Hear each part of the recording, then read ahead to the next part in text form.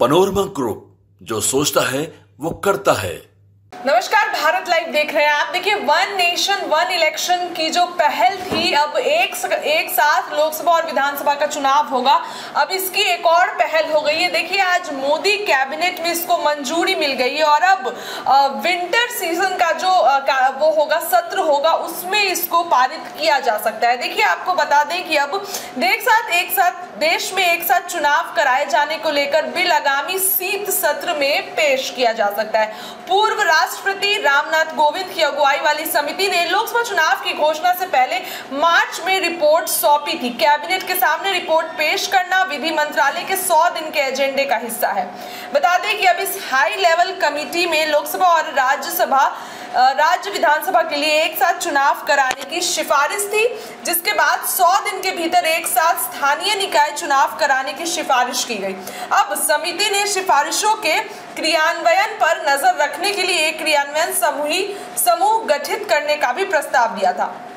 उसने कहा था कि एक साथ चुनाव कराने से संसाधनों को बचाने, विकास और सामाजिक एकजुटता को बढ़ावा देने, लोकतंत्र की नींव को मजबूत करने की भारत की आकांक्षाओं को साकार करने में मदद मिलेगी। और एक बार अब इसकी देखिए, जिस तरीके से अब एक बार इसकी पहल कर दी गई। अब विधानसभा चुनाव की चर्चा जिस तरीके से तेज थी, सुगबुगाहट तेज थी विधानसभा चुनाव हो जाएगा। लेकिन अब इस बिल को लाकर, इस बिल को आज पेश किया गया। अब इसको अगर मंजूरी मिल जाती है तो 2029 तक लोकसभा चुनाव है।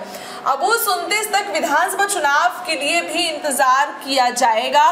तो सीएम नीतीश की अब ये सवाल खड़ा होता है कि क्या सीएम नीतीश 2029 तक बिहार के मुख्यमंत्री रहेंगे? उनका कार्यकाल 2025 नवंबर तक है, तो ये कार्यकाल बढ़ के 2029 तक हो जाएगा जब लोकसभा का चुनाव होगा। ये तमाम सवाल खड़े होते हैं अगर ये शीत सत्र में पारित हो जाता है तो। और इसके बाद देखिए, अब यहाँ पर जो है सत्ता पक्ष में बैठे लोगों के लिए ये कहीं ना कहीं उनके नजरिए से देखा जाए तो अच्छा है। लेकिन विपक्ष तेजस्वी जिस तरीके से विधानसभा चुनाव की तैयारी कर रहे हैं, पहली यात्रा उन्होंने खत्म कर ली है, अब सदस्यता अभियान की शुरुआत कर रहे हैं तेजस्वी यादव। विधानसभा चुनाव में उन्होंने कह दिया है कि कोई कमी नहीं छोड़ेंगे। तो क्या तेजस्वी यादव के लिए अब ये खतरे की घंटी कही है? तेजस्वी यादव के लिए चिंता का विषय बना हुआ है। इसके अलावा 4 राज्यों में देखिए अभी चुनाव, आज जो है जम्मू कश्मीर का चुनाव हो रहा है, 2 बार और होगा, 25 को और 1 तारीख को, और 1 तारीख को हरियाणा में भी चुनाव है और 4 तारीख को रिजल्ट आएगा। लेकिन 2 जगह महाराष्ट्र और झारखंड में चुनाव होना है। तो क्या अगर ये बिल आता है तो झारखंड और महाराष्ट्र का चुनाव टल सकता है?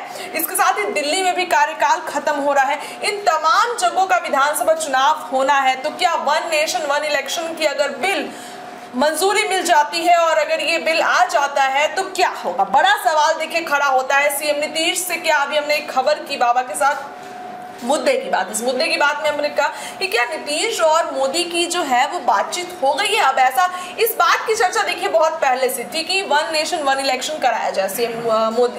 प्रधानमंत्री नरेंद्र मोदी ने सीएम नीतीश को कहा कि ठीक है, आप थोड़ा सब्र करिए। लेकिन अब नीतीश की ये डिमांड भी नरेंद्र मोदी ने मान ली है और अब ऐसा कहा जा रहा है कि वन नेशन वन इलेक्शन आ सकता है। विपक्ष की देखिए इस पे क्या प्रतिक्रिया होगी, ये हम आपको बताएंगे कि विपक्ष अब इस पर किस तरीके से तंज कसता है और किस तरीके से अब ये बताता है कि सत्ता में बैठे लोगों का ये एक और नई साजिश है।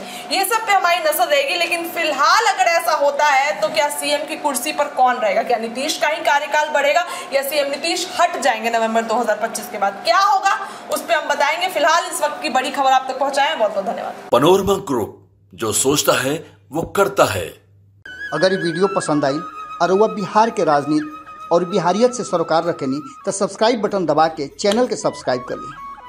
ओजे एगो घंटी बा, ओकरा बटन दबा देला से कुल सटीक और मारक खबर रुआ मुफ्त में मिल जाई।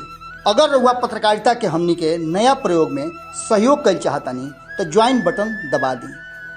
पेटीएम नंबर नोट कर ली 9386816700। धन्यवाद।